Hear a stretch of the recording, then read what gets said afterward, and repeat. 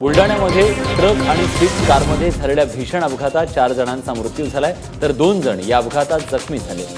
सिंदखेड राजा इथल्या मोती तलावाजवळ सकाळी 9 वाजता हा अपघात झाला। दोघा जखमींना जालन्यातील रुग्णालयात हलवण्यात आले। पुणे बेंगलोर महामार्गावर उक्कडजवळ स्विफ्ट कार उलटल्यानं एका पोलीस कर्मचाऱ्याचा मृत्यू झालाय तर एक पोलीस जखमी झालाय। रामचंद्र बल्लाळी असं या मृत पोलिसाचं नाव असून ते बेळगाव आयजीपी कार्यालयात फौजदार पदावर कार्यरत होते। नियंत्रण सुटल्यानं स्विफ्ट कार रस्त्याच्या कडेला असलेल्या दगडावर आदळून उलटली आणि यात रामचंद्र बळारी यांचा जागीच मृत्यू झालाय। जखमी पोलीस कर्मचाऱ्याला उपचारासाठी बेळगावला हलवण्यात आलं।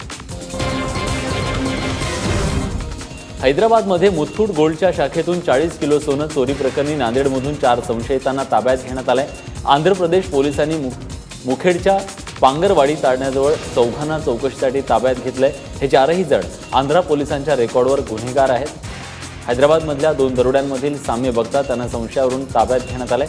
हैदराबाद जवळच्या मेडचल इथल्या पेट्रोल पंपावरील दरोडा आणि 28 डिसेंबर रोजी हैदराबादमधल्या मुथूट शाखेतला दरोडा यात बरंच साम्य आहे। दोन्ही दरोड्यात बंदुकीचा धाक दाखवून लूट करण्यात आली आहे। तसंच लूट केल्यानंतर दरोडेखोरांनी घटनास्थळावरील सीसीटीव्हीचा डीव्हीआर देखील उचलून नेलाय।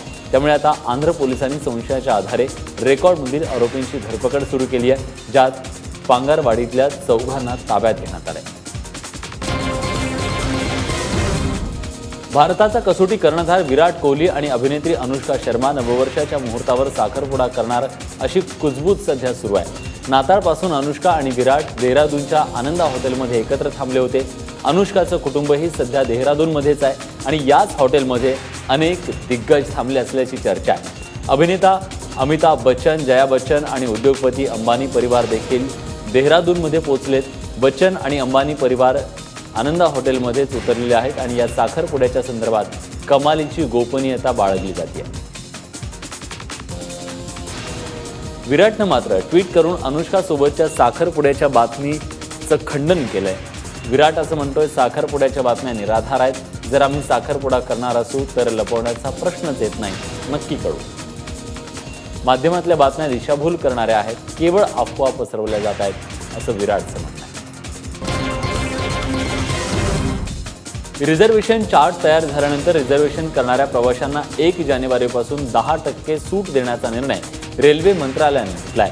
या महिन्याच्या सुरुवातीला शताब्दी, दुरांतो आणि राजधानी या गाड्यांसाठी योजना प्रायोगिक तत्वावर राबवण्यात आली। मात्र आता पुढील 6 महिन्यांसाठी ही योजना सर्व गाड्यांसाठी अवलंबली जाईल।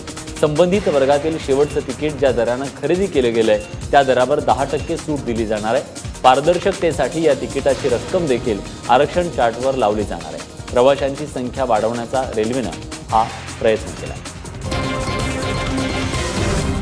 रेल्वे विभागानं कॅशलेसला प्रोत्साहन देण्यासाठी पास खरेदीवर 0.5% सूट देण्याचा निर्णय घेतलाय।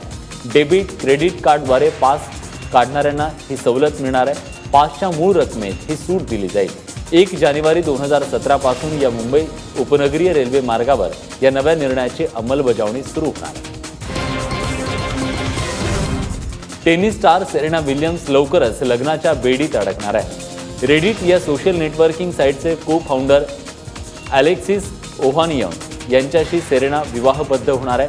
अलेक्सिसनं सेरेनाला लग्नाची मागणी घातली आणि सेरेना विल्यम्सनंही त्याला होकार दिला। ऑक्टोबर 2015 पासून सेरेना आणि अलेक्सिस डेट करतात।